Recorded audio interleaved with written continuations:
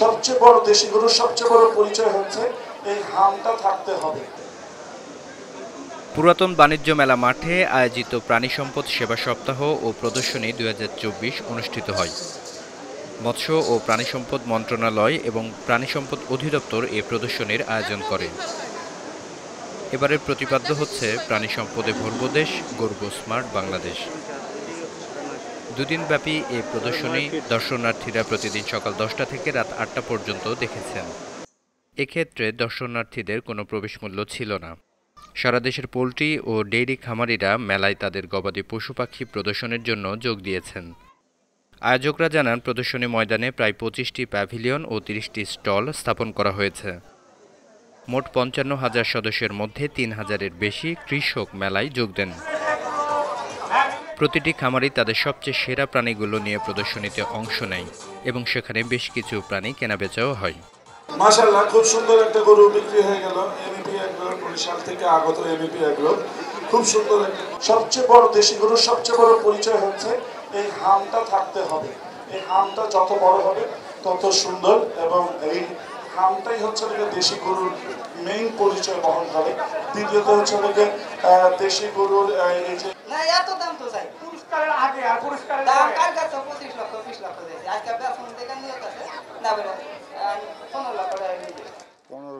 আয়োজকদের মতে প্রদর্শনীটি তৃণমূল পর্যায়ের কৃষকদের জন্য মেগা কোম্পানিগুলোর সাথে একই জায়গায় তাদের পশু পাখি উৎপাদন ও বিক্রি করার একটি দুর্দান্ত সুযোগ সৃষ্টি করবে।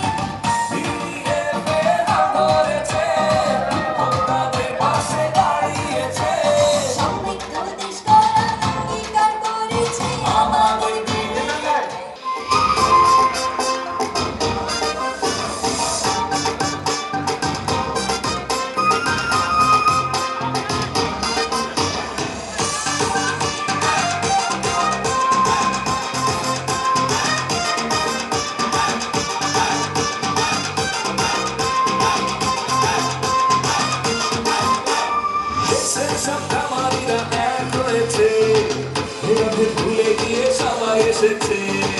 আমি সুযোগান উন্নয়নে প্রাণ ভালোবেসে একই লোককে খামারিদের প্রাণ আমি স্বাভিমান সবাই বলেছে। হাতে হাত কাঁধে কাঁধ মিলিয়ে চলেছি আমাদের বেরিয়েছে।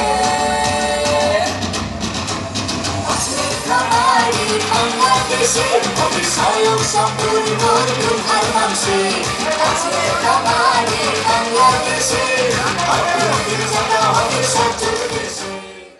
News desk, Banu TV.